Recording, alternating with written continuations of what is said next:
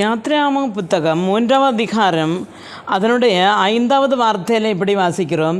அப்பொழுது அவர் இங்கே கிட்டி சேராயாக, உன் கால்களில் இருக்கிற பாதரட்சையை கழற்றி போடு, நீ நிற்கிற இடம் பரிசுத்த பூமி என்றார். அருமையான தேவனுடைய பிள்ளைகளை, மோசே ஒரு தடவை வனாந்தரத்திலே ஆடுகள் மேய்த்து கொண்டிருந்த பொழுது அவங்க மலையிலே ஒரு முற்செடி பற்றி எரிகிறதும், ஆனால் அந்த தீ பற்றி பிறகும் அந்த செடி எரியாது இருப்பதையும் பார்த்து அந்த இடத்துல அது என்ன என்று அறியும்படியாக அங்கே போகிறார். அப்போ தேவனாடிய கர்த்தர் அதிலிருந்து ஒரு சத்தத்தை விடுகிறார். நீ நிற்கிற இடம் பரிசுத்த பூமி ஆனதுனால உன் கால்களில் உள்ள செருப்பை கழற்று அப்படின்ட்டு. அருமையான தேவனுடைய பிள்ளைகளை, நாமும் பல நேரங்களில் அப்படிதான் தேவனுடைய சத்தத்தை கேட்க வேண்டும் என்று தேவனுடைய சமூகத்தில் போகும் பொழுது ஒரு செருப்பு ஒரு மனிதனுக்கு பாதுகாவலாக தான் இருக்கிறது. காலில் முட்கள் மற்ற பல காரியங்கள் கல்லுகள் ஒன்றும் படாமல் முறிந்து போகாமல் இருக்கத்தான் பாடுகிறது.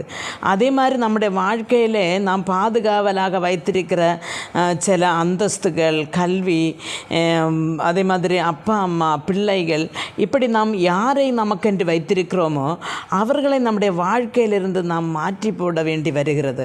இப்போ கர்த்தர் அதை நேரடியாக நம்ம விட்டு மாற்றி போடு அப்படி என்று சொல்லாவிட்டாலும் நம்முடைய கரங்களில் இருந்து நமக்கு பாதுகாவலாக இருக்கிறது சில நேரங்களில் மாறி போகிறதை நம்மால் உணர முடியும். பிரியமான தேவனுடைய பிள்ளைகளே, அது ஒன்று தீமைக்கு அல்ல, நன்மைக்கு ஏதுவாக ஆனது என்று நாம் இந்த வேதத்திலிருந்து மனதிலாகப்படுகிறது. அருமையான தேவனுடைய பிள்ளைகளை, ஏதாவது நம்முடைய வாழ்க்கையிலிருந்து நஷ்டப்பட்டால் இந்த செருப்பு உரிவு மாற்றினது போல நம்முடைய மக்களோட வாழ்க்கையிலே நமக்கு ஆறுதலாக இருந்த சிலதெல்லாம் மாறும் பொழுது நம் தேவனுடைய சமூகத்தில் முறுமுறுக்கிறவர்களாக அல்ல, தொடர்ந்து கர்த்தர் என்ன பேசுகிறார், கர்த்தர் என்மேல் என்ன சித்தம் கொண்டிருக்கிறார் அப்படி என்று சொல்லி அறிந்து தேவனுடைய சத்தத்துக்கு கீழ்ப்படிந்து முன்னேறி செல்ல கர்த்தர் நமக்கு ஒவ்வொருவருக்கும் கிருபை அருள்வாராக என்று ஜெபிக்கிறேன். ஆமேன்.